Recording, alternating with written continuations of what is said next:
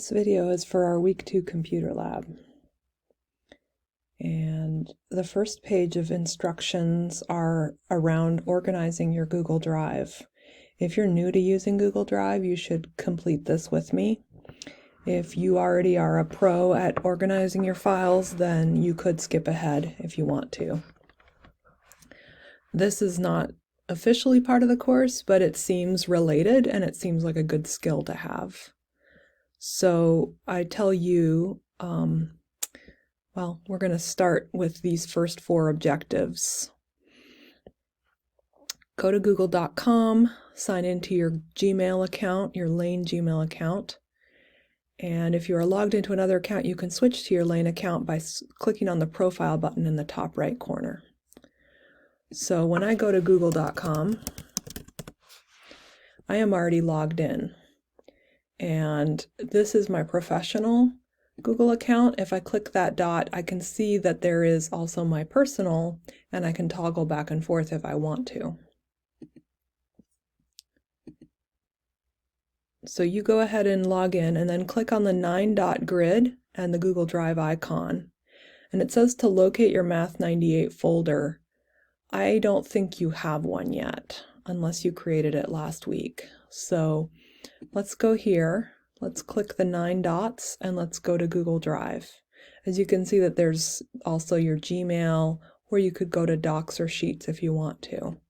But let's start here. And as you can see, I've already got all my files organized by folders, but you can click New and then click Folder and then create a folder called Math 98. And then you have a new folder that you can store all of your files in. And if you created a computer lab for week 1, you could put in 1-10 computer lab and find that computer lab. And I'm just going to grab a student's computer lab as an example. And then we can go to File.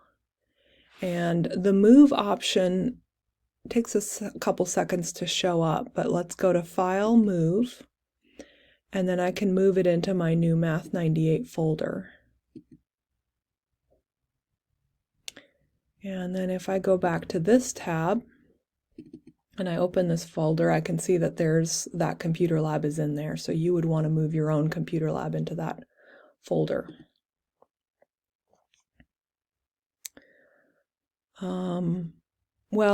Okay, click the plus button to create a new folder and call it Spreadsheets.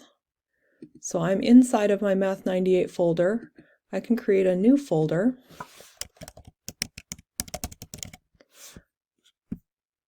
So if you want to get organized, you could create a Spreadsheets folder and then move this spreadsheet into that folder. In the search box at the top of your browser, type in US states and populations. Click on the file you made last week. Well, this is actually not going to be true for you. You didn't do this last week. You made that 1-10 computer lab last week. So don't worry about this step here. But this is what I just demoed with that other student's computer lab. So you can skip step 4 for now because we already moved the computer lab in here.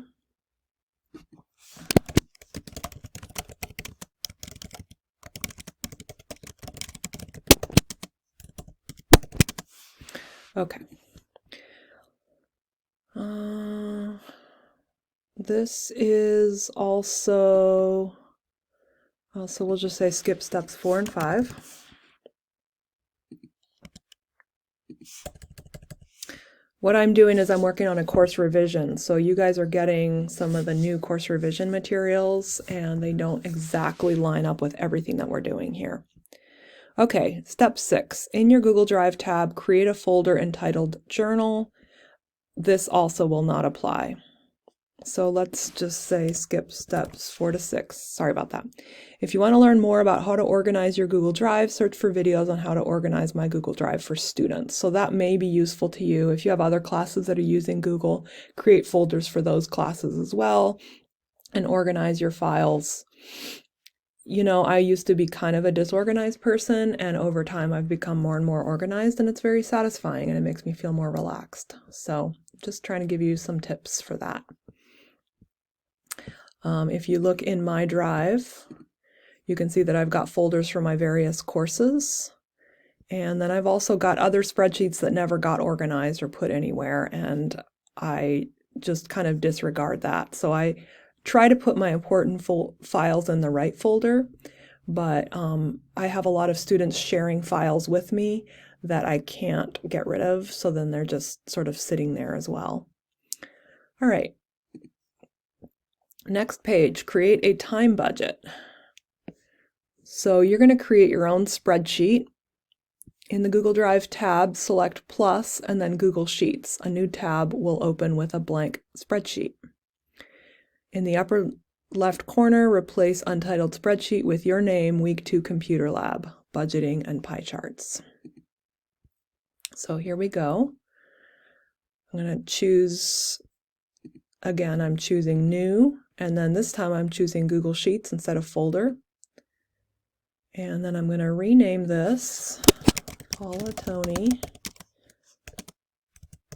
Week 2 Computer Lab, and that's enough, but you could also say Budget and Pie Chart, or whatever I had said to call it, Budgeting and Pie Charts. So that's good enough, and I'm ready to start my new spreadsheet here.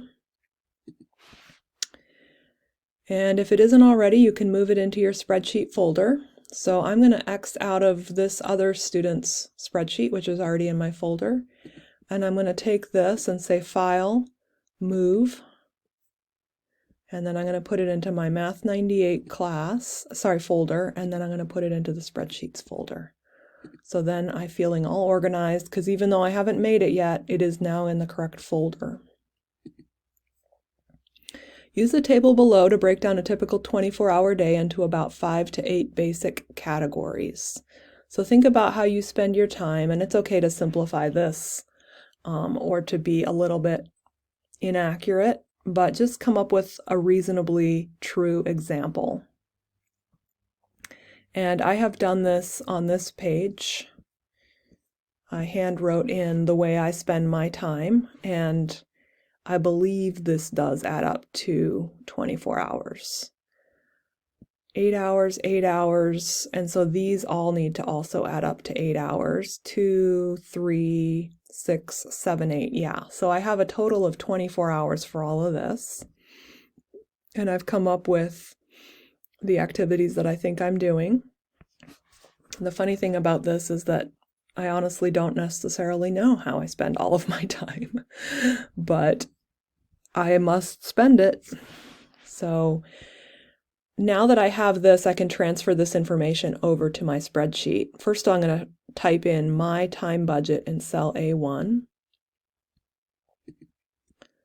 So back into my spreadsheet.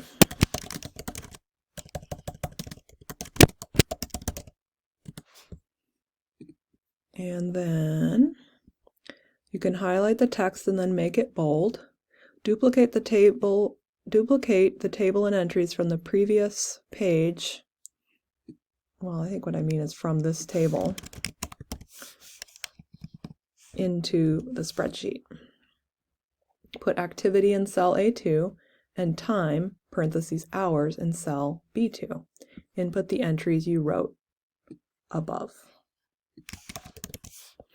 Okay, so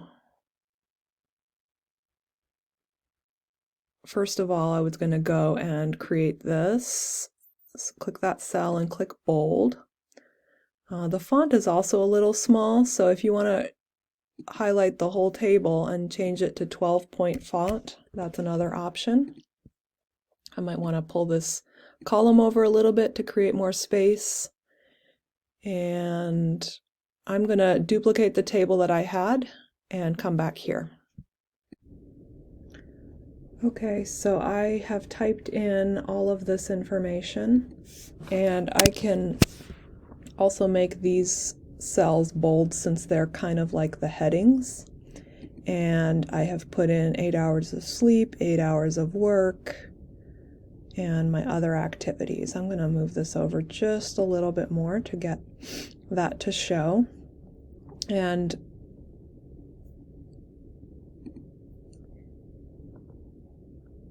I have, okay, so I'm done with step 13, and you can put a check mark on step 13 if you are looking at a printout version of this instructions.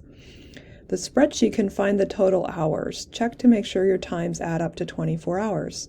At the bottom of column B, under your last entry, type equals sum B3 colon B something and press enter.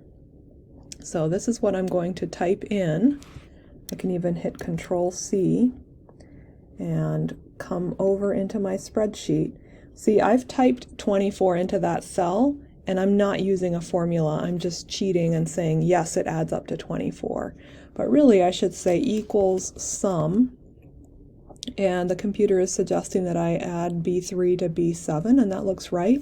So if I like that, I can click this.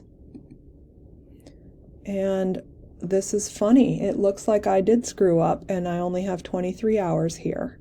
So where am I going to put my extra hour? I'm going to put it here. I'm going to say cooking and eating is now 3 hours a day. So I have 2 categories that are the same, 2 categories are the same, and then one that's different. And that's fine. So going back to my instructions,